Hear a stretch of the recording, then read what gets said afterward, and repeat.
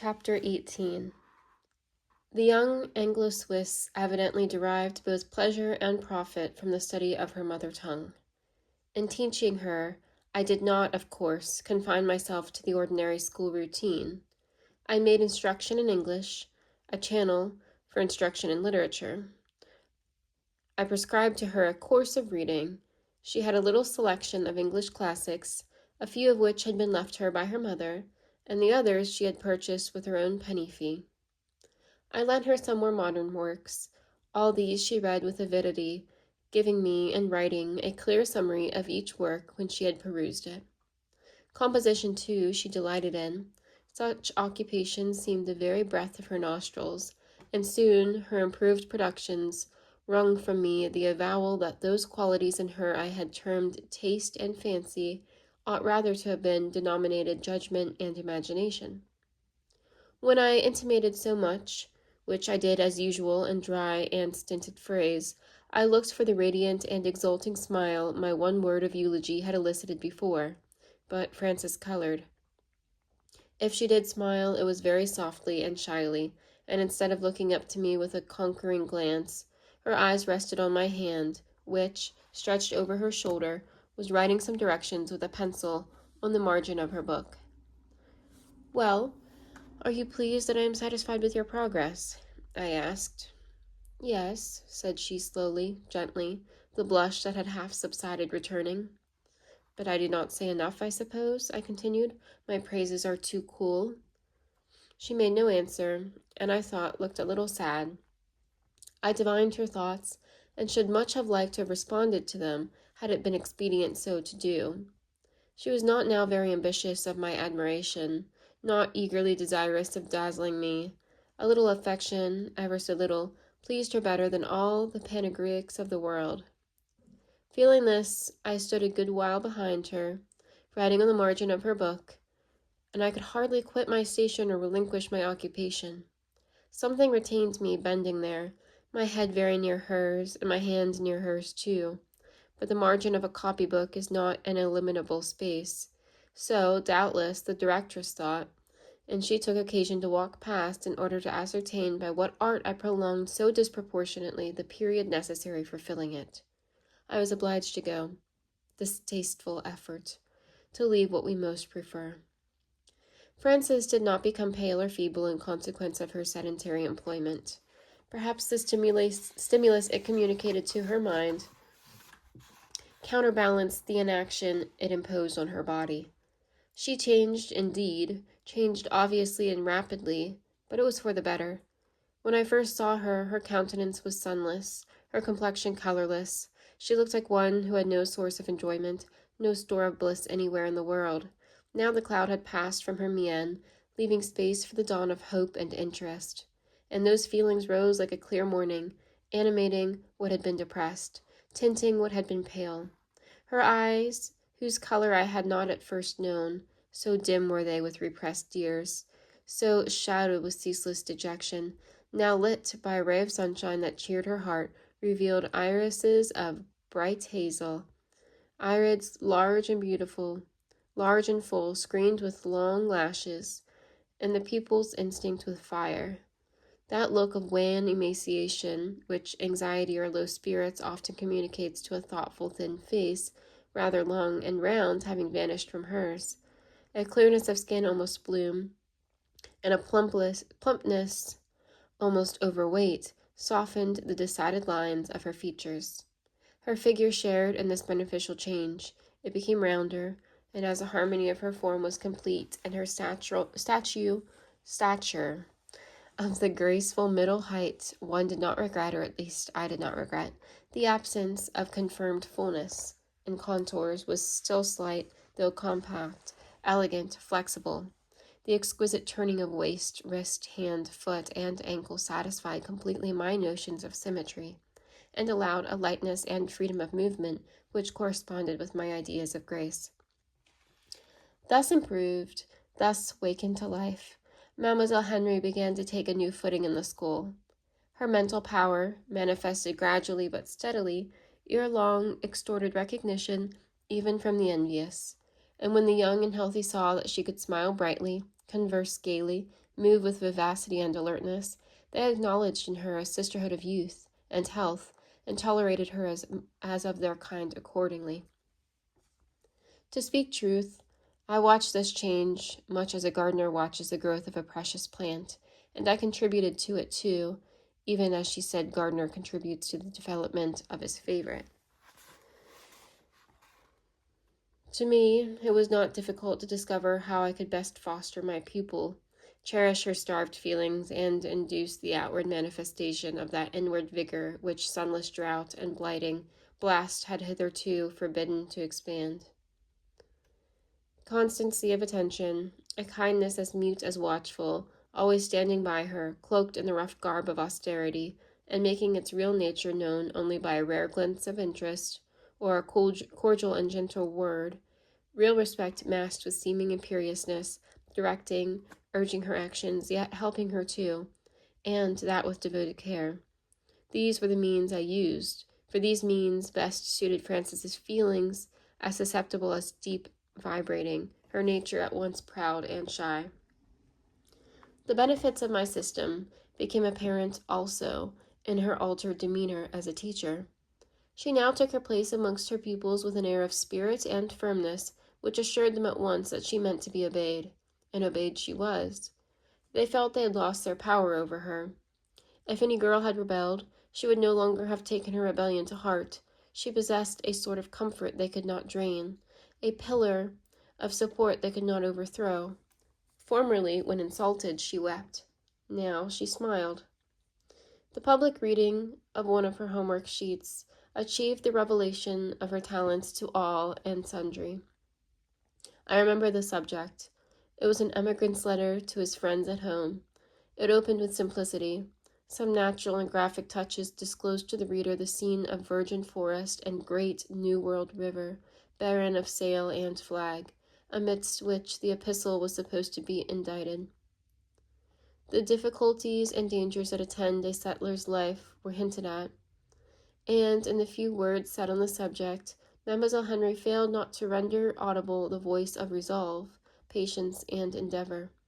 The disasters which had driven him from his native country were alluded to. Stainless honor, inflexible independence, indestructible self-respect there took the word. Past days were spoken of, the grief of parting, the regrets of absence were touched upon. Feeling, forcible, and fine, breathed eloquent in every period. At the close, consolation was suggested. Religious faith became there the speaker, and she spoke well. The homework was powerfully written in language at once chaste and choice, in a style nerved with vigor and graced with harmony. Mademoiselle Reuter was quite sufficiently acquainted with English to understand it when read or spoken in her presence, though she could neither speak nor write it herself.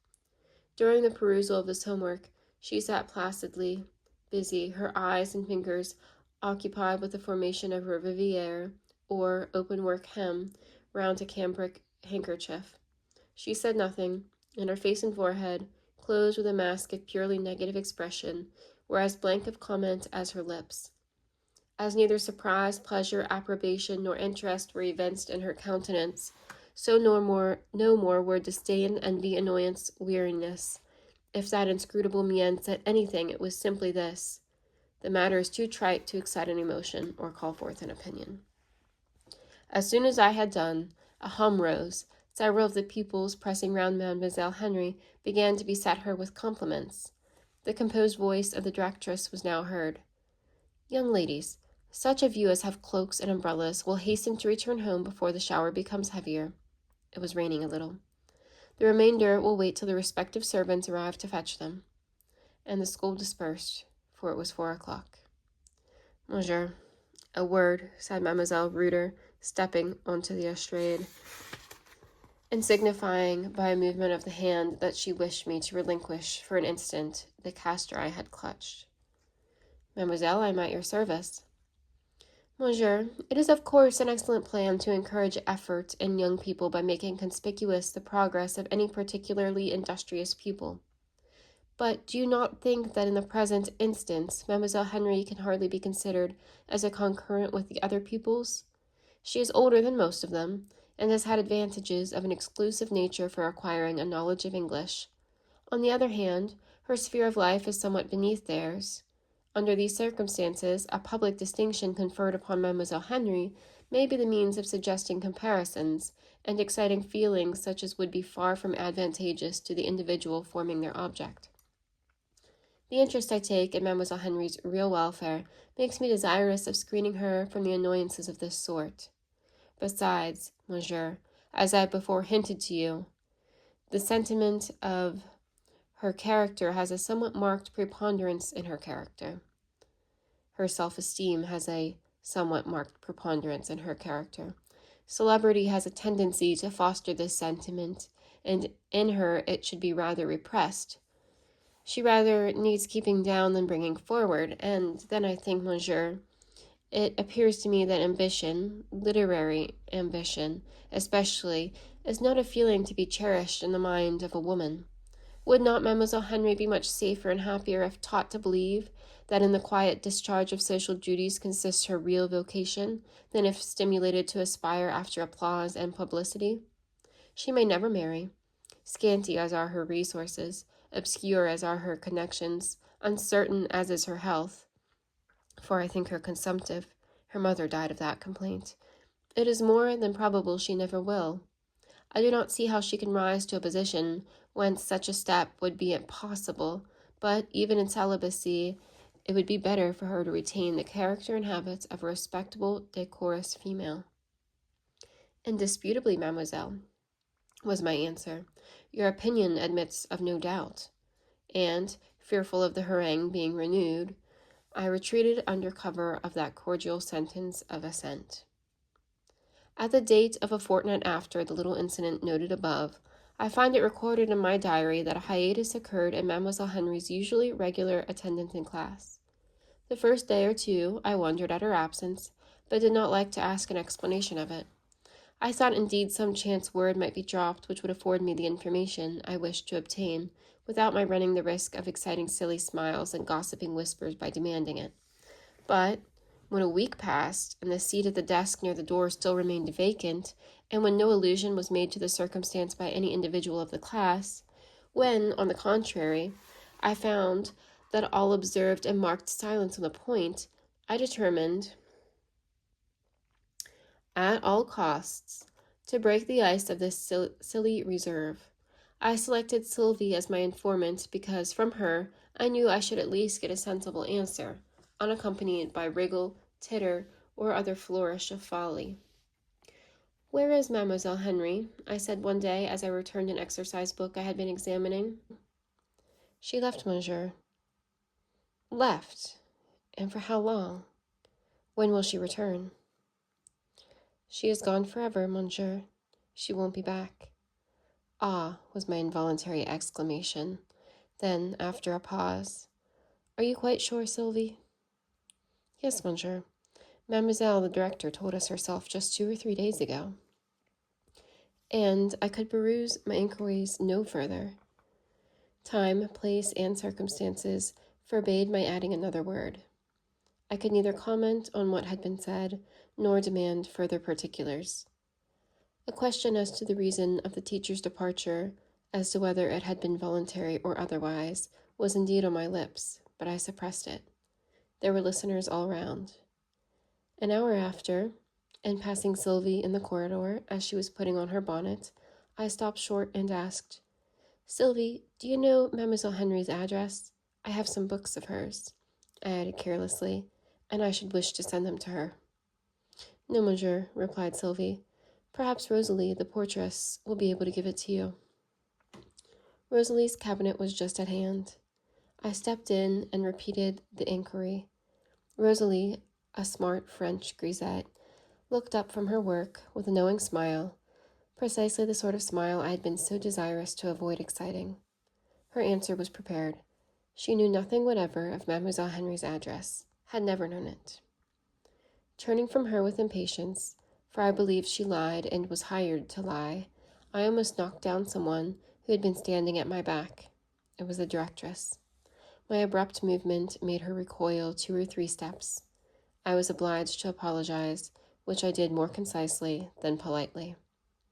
No man likes to be dogged, and in the very irritable mood in which I then was, the sight of Mademoiselle Reuter thoroughly incensed me. At the moment I turned, her countenance looked hard, dark, and inquisitive. Her eyes were bent upon me with an expression of almost hungry curiosity. I had scarcely caught this phase of physiognomy before it had vanished. A bland smile played on her features. My harsh apology was received with good-humored facility. "Oh, don't mention it, monsieur. You only touched my hair with your elbow. It was no worse. Only a little disheveled." She shook it back, and passing her fingers through her curls, loosened them into more numerous and flowing ringlets. Then she went on with vivacity. "Rosalie, I was coming to tell you to go instantly and close the windows of the living room.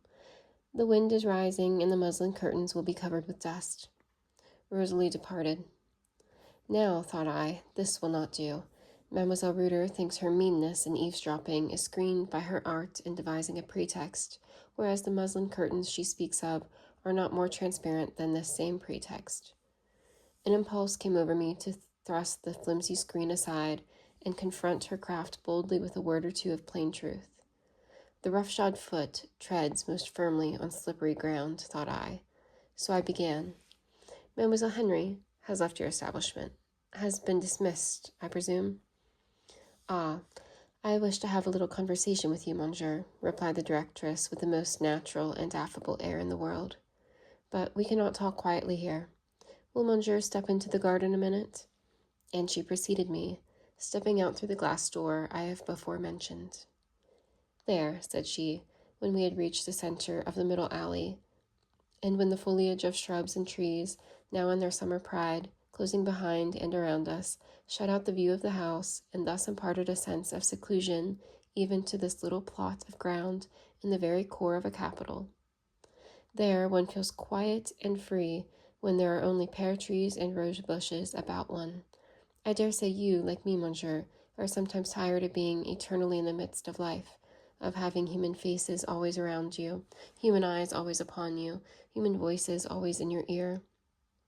I am sure I often wish intensely for liberty to spend a whole month in the country at some little farmhouse. So lovely, so neat, completely surrounded by fields and woods. What a charming life the country life is, isn't it, monsieur? That depends, mademoiselle. How good and fresh the wind is, continued the directress, and she was right there, for it was a south wind, soft and sweet. I carried my hat in my hand, and this gentle breeze passing through my hair soothed my temples like balm. Its refreshing effect, however, penetrated no deeper than the mere surface of the frame, for as I walked by the side of Mademoiselle Reuter, my heart was still hot within me, and while I was musing, the fire burned. Then spake I with my tongue. "I understand Mademoiselle Henry is gone from hence, and will not return?" "Ah, true. I meant to have named the subject to you some days ago, but my time is so completely taken up, I cannot do half the things I wish." "Have you never experienced what it is, monsieur, to find the day too short by 12 hours for your numerous duties?" "Not often. Mademoiselle Henry's departure was not voluntary, I presume?" "If it had been, she would certainly have given me some information of it, being my pupil." "Oh, did she not tell you?"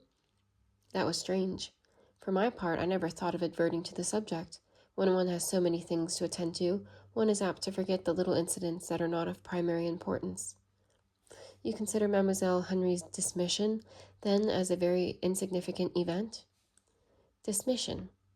She was not dismissed.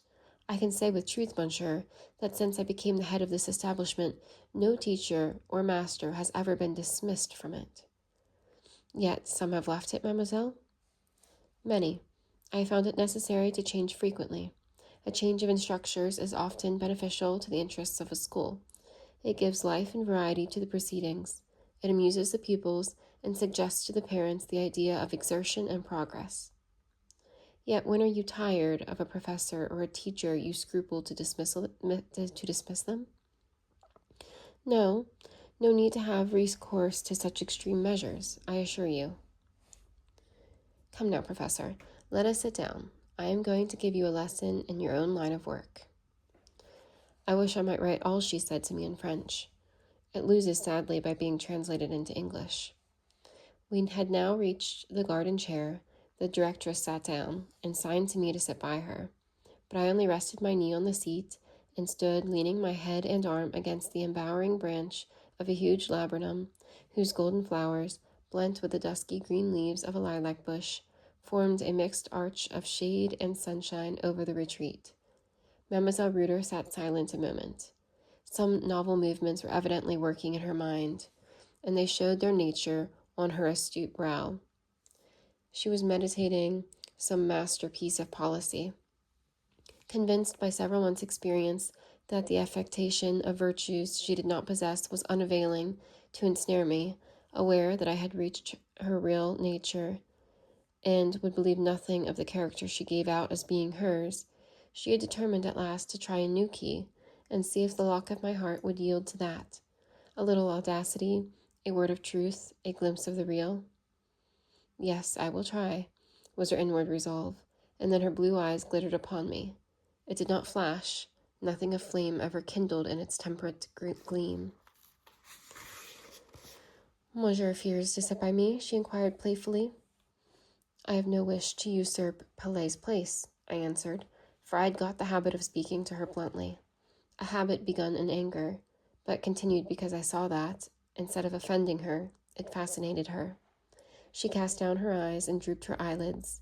She sighed uneasily. She turned with an anxious gesture, as if she would give me the idea of a bird that flutters in its cage, and would fain fly from its jail and jailer, and seek its natural mate and pleasant nest. Well, and your lesson? I demanded briefly. Ah, she exclaimed, recovering herself. You are so young, so frank and fearless, so talented, so impatient of imbecility, so disdainful of vulgarity. You need a lesson. Here it is, then. Far more is to be done in this world by dexterity than by strength.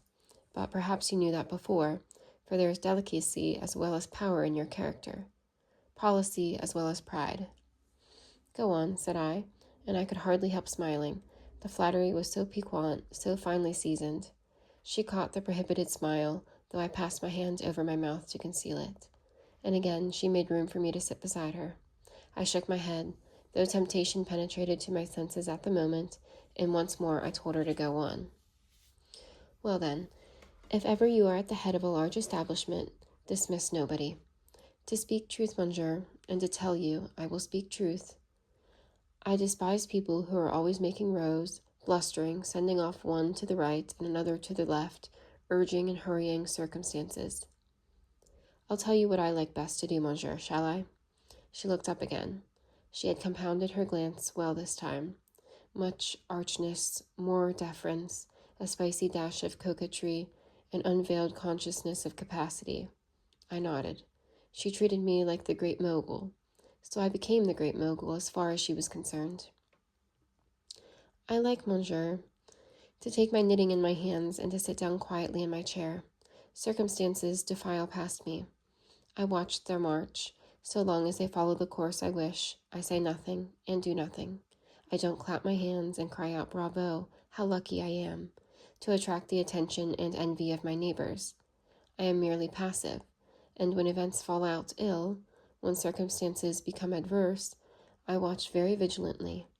I knit on still, and still I hold my tongue, but every now and then, monsieur, I just put my toe out, so, and give the rebellious circumstance a little secret push, without noise, which sends it the way I wish, and I am successful after all, and nobody has seen my expedient.